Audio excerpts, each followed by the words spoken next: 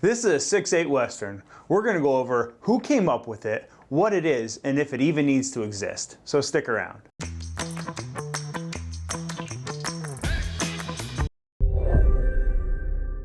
This video is technically a product announcement that we're now making the 6.8 Western. But normal product announcements are boring. I'm Derek Peterson from Peterson Cartridge. We're making this new thing. You should care about it. I'm bored myself just talking about it. So instead, we're going to go through where this caliber came from, what it is, and if it's even worth paying attention to. Let's start with who invented the 6.8 Western. Before I start, please keep in mind I'm really paraphrasing this quick history piece to prevent this whole video from being about Winchester, Browning, and FN Herstal. With that said, the 6.8 Western was a brainchild of the guys and gals over at Browning. The Browning headquarters is located near Morgan, Utah. Here's the campus. I've never been before, but it looks impressive. The 6.8 Western came out back in 2021. And since it came out back in 2021, that means they were probably kicking around the idea of the new cartridge either the end of 2018 or the beginning of 2019. I say that knowing how long new calibers take to come out with and also bring to market. Either way, Browning is owned by FN Herstal. Yep, the guys who make this bad boy bought Browning back in the 1970s. FN Herstal is a brand of an even larger conglomerate named FN Browning Group. The FN Browning Group is 100% owned by the government of the Walloon region of Belgium, known as Wallonia or Wallonia to some folks. Basically, it's the bottom half of Belgium. For those of us who aren't geography nerds, it's located right here in the town of Herstal, Belgium. Now back to the 6.8 Western origin. A little bit after FN bought Browning, they bought the rights to manufacture guns under the Winchester brand name. The company they bought the rights to manufacture the guns under the Winchester brand name from was called the U.S. Repeating Arms Company. Let me go off track here for a minute. The U.S. Repeating Arms Company came into existence when the Olin Company, the ones who owned the entire Winchester Repeating Arms Company, decided to sell just the rifle-making part of the Winchester Repeating Arms Company, and they sold that to the employees of the Winchester Repeating Arms Company. The employees who bought the Winchester Repeating Arms Company from Olin then rebranded it as the U.S. Repeating Arms Company. They were located in New Haven, Connecticut, and that's right here on the map. The employee owners then ran the U.S. Repeating Arms Company for about 8 years until they had to file for bankruptcy and it was bought by FN Herstal. It's confusing, yeah, I know. However, I had to get through it all to make the timeline make sense. This is fun. Side note, Winchester ammunition and casings are still owned by the Olin Corporation. The company is called Winchester Ammunition, Inc. That's right, Olin, the guys who make your favorite chlorine and epoxy and who also had Winchester make roller skates back in the early 1900s, still make your Winchester casings and ammo today. Back to Browning being owned by FN Herstal. So over the years, Browning became more of an engineering / research and development / marketing company more than a standard manufacturing company. I'm pretty sure everybody watching this has seen one of these Buckmark stickers slapped to the back of a truck. Heck, there's a whole Pinterest page dedicated to Browning Buckmark tattoo ideas. I'm not saying anyone should go out and get a Peterson Cartridge tattoo, but we can send you the artwork if you need. The reason that I mention FN Browning and Winchester Ammunition is that it took both of the companies together to come out with the 6.8 Western.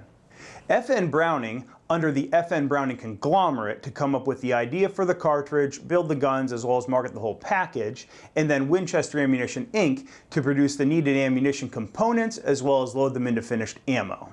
Now that we know who came up with the 6.8 Western, let's talk briefly about what it really is. Spoiler alert, it's a modified 270 WSM. It's no giant secret that the 6.8 Western is dang near a 270 WSM. And when I say it's dang near a 270 WSM, I mean check your ammo head stamps really closely if you have both your 270 WSM and your 6.8 Western at the gun range together. On your screen are the prints for the 270 WSM and the 6.8 Western. As you look at these two prints, you'll notice a lot of similarities, like pretty much the entire casing is the same. So let's talk about just the differences. It won't take very long because there are only really two differences at the casing level. The first difference, the length to shoulder section of the 6.8 Western is 80 thou shorter than the 270 WSM. And the second difference is the 6.8 Western casing has an overall length, which is also 80 thou shorter than the 270 WSM.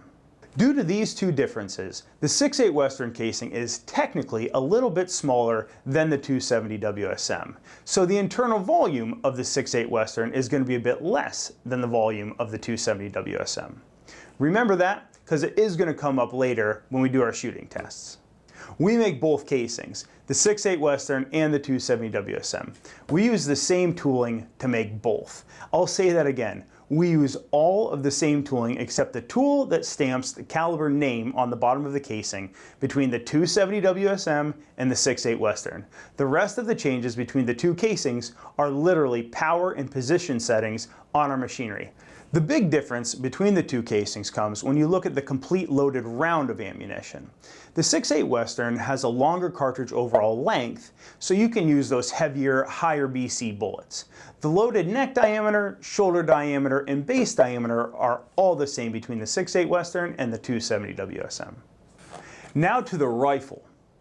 Rifles chambered in 6.8 Western have a faster twist barrel spec'd out, so they stabilize the heavier, longer bullets that are popular now. The spec rate of twist for a 270 WSM is 1 twist every 10 inches of barrel length, compared to the 6.8 Western that has a rate of twist of 1 twist every 8 inches of barrel length. It's also worth mentioning that when the designers of the 6.8 Western were working on the chamber, they decided to incorporate some, we'll call them modern changes to the throat of the chamber. The change worth mentioning is the addition of a nearly 100 thou long straight section to the throat of the chamber, which is 1/10,000th of an inch over the maximum bullet diameter. This straight section can be found on almost all newer calibers of rifles, and it's designed to help the bullet enter the rifling straight. This in turn is believed to help the inherent accuracy of the rifle. Whether this has been proven or not really sure. This is just my own speculation, but it doesn't take too much imagination to wonder if the folks over at FN Browning were saying to themselves in a board meeting, we should come out with a new caliber so we can compete with the PRCs. Sure. But coming up with a completely new caliber takes a bunch of time and costs a ton to develop. What if we call the guys over at Winchester Ammo and see what they have to say about this idea? Again, it's just my guess, but the Winchester ammunition guys probably said, what if we just use the tooling we already have for the 270 WSM and bump the shoulder back a bit and shorten the casing? There'd be no tooling cost or development time. Just put a fast twist barrel on the gun, load the ammo with a heavy, high BC bullet, and just like that, we have something to compete against the PRCs with. Again, I'm not exactly sure how the conversation went, but I'm probably not too far off. Now that we understand who came up with the 6.8 Western and what it even really is, let's talk about why. Why should or shouldn't anyone even care about it? Probably the most common thread I see online in the forums is guys being all mad and bent out of shape about all the new calibers that are coming out recently. I completely understand that, and I agree. From an outside view, it looks like a move by the big gun companies to try and get people to buy more new guns every single year. And in my opinion, there's definitely some truth to that. It's the same idea as releasing a new and improved version of a tool or the newest model of a truck. New sells, but if new isn't actually better, I'll just keep driving my beat up Chevy Impala, thanks. Besides announcing Peterson is now making the 6.8 Western casings, the question this video is trying to answer is the 6.8 Western any better than the caliber it came from, the 270 WSM? I have no dog in the fight. Like I said earlier, we make the WSMs and the 6.8 Western. They use the same raw material and the same tooling. If either one wins the popularity contest, we're just happy to support. But again, does the 6.8 Western do anything that the 270 WSM can't do? I don't want opinions, you don't either. Let's talk straight facts. We're calling this first test, Test 1.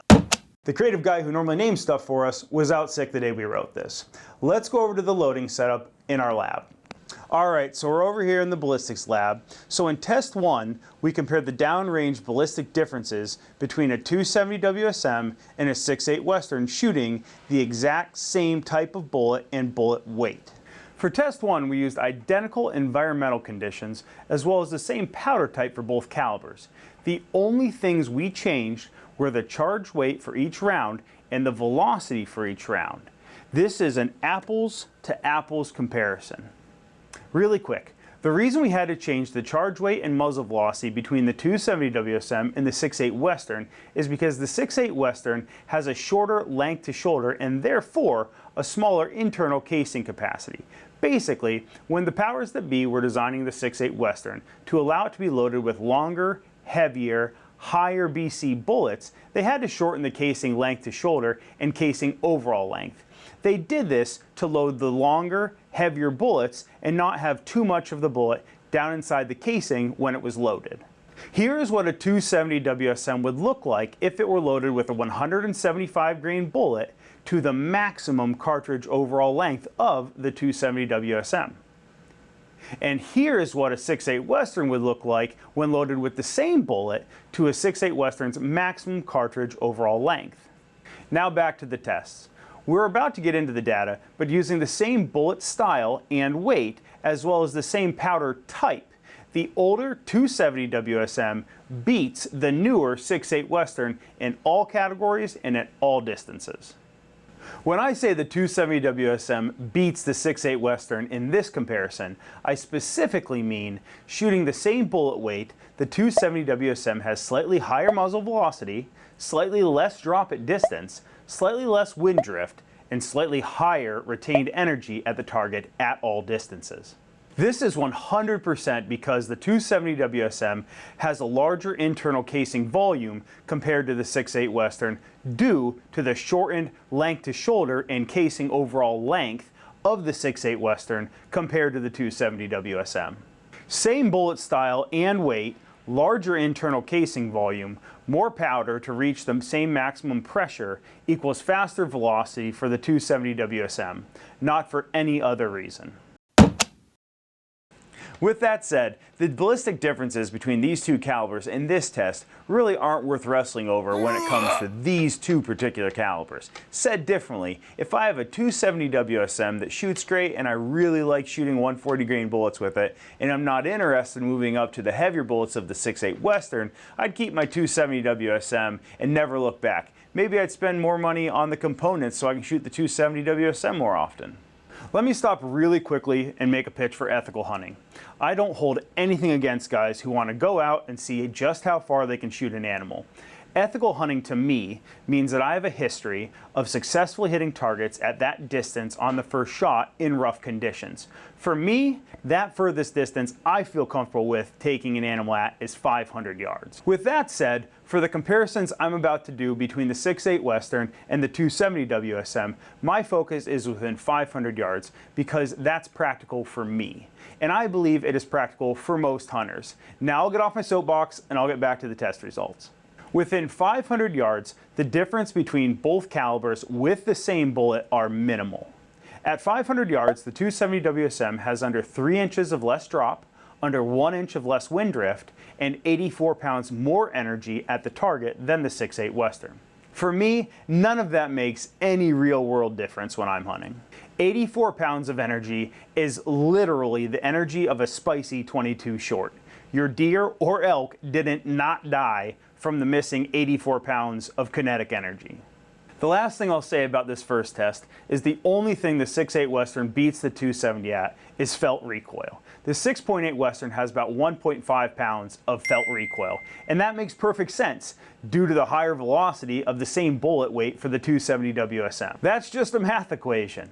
Same bullet weight, increased bullet velocity, increased powder charge weight, increased gas velocity, and the same gun weight equals more felt recoil. But at only 1.5 pounds, that's basically nothing. Before we move on to the test you really want to see, please take a second and hit that subscribe button if you haven't already. It's the only way to get notified when we do other technical videos like this. Now let's move on to the test that gun raiders love. Comparing the lighter bullet shooting 270 WSM to the heavier bullet shooting 6.8 Western. In test 2, we compared the same 270 WSM 140 grain load from test 1 to a common 175 grain bullet load for a 6.8 Western. Again, we use the same type of powder in both rounds, but because of the smaller internal capacity of the 6.8 Western combined with its now heavier bullet weight, the velocity of the 6.8 Western is quite a bit slower than the velocity of the 270 WSM. Like 325 feet per second slower. Let's find out if the slower velocity of the 6.8 Western combined with its heavier bullet can beat the lighter but faster 270 WSM. Here's the chart for test 2. Like I said, the 270 WSM is still shooting the 140 grain bullet at 3175 feet per second. The 6.8 Western, on the other hand, is now shooting a 175 grain bullet at 2,850 feet per second, substantially heavier but also substantially slower. As you can see with the same environmental conditions, the 270 WSM still outperforms the 6.8 Western in reduced elevation drop at all distances. This is due to its much higher velocity with the lighter 140 grain bullet. But now, the 6.8 Western resists wind drift better and delivers more energy to the target, a lot more. Let's dive into the differences and talk about which ones actually matter. So, back to the summary table. At 500 yards, due to the reduced velocity of the 6.8 Western, the 270 WSM has almost 8 inches of less drop. That is significant. But as mentioned, the 6.8 Western has almost 1.5 inches of less wind drift. The 6.8 Western also delivers 245 foot-pounds more kinetic energy to the target. That 245 foot-pounds of extra kinetic energy is equal to a standard 38 special. Keep in mind, the 245 foot-pounds isn't total kinetic energy that the 6.8 Western hits the target with. That is 245 foot-pounds of additional energy the 6.8 Western hits the target with at 500 yards compared to a 270 WSM launching a 140 grain bullet at 325 feet per second faster. I 100% believe this large increase of kinetic energy delivered to the target at 500 yards is a real-world significant benefit to the 6.8 Western over the 270 WSM. But what about the increase in drop the slower, heavier 6.8 Western has compared to the 270 WSM? I'd say this small increase in elevation drop of only 7.9 inches of the 6.8 Western compared to the 270 WSM at 500 yards is absolutely manageable. If you know your dope, you'll be just fine at that distance. With consistent ammo components, elevation drop is predictable by controlling your SD. But the havoc a bad wind call can play on a shot is not. In total, the heavier, higher BC 175 grain 6.8 Western delivers more energy to the target and will resist change in wind better than the lighter 140 grain 270 WSM. Before we end the video, as I was running all of these tests centered around the 270 WSM versus the 6.8 Western, I also ran some comparisons of other common calibers to see what kind of energy they deliver compared to both the 270 WSM and the 6.8 Western. And here's that chart. Looking over the chart, we started all the way down at 22 long rifle. The 22 delivers a devastating 30 foot-pounds of energy at 500 yards. That's just slightly more than the recoil you'd feel shooting a 6.8 Western. Then we move up to a 45 auto, then to 6 Creedmoor, 308, and then 30-06. Right after the 30-06, you see the 270 WSM lands at 1,513 foot-pounds of energy at 500 yards. Keep on going past the 270 WSM and you get to the 300 Win Mag at 1,631 foot-pounds of energy. This 300 Win Mag was shooting a 180 grain bullet at 2,975 feet per second and still came in with less energy than the 6.8 Western at 500 yards. The 6.8 Western delivers an astonishing 1,758 foot-pounds of energy to the target at 500 yards. This was the biggest surprise of the testing we did for this video.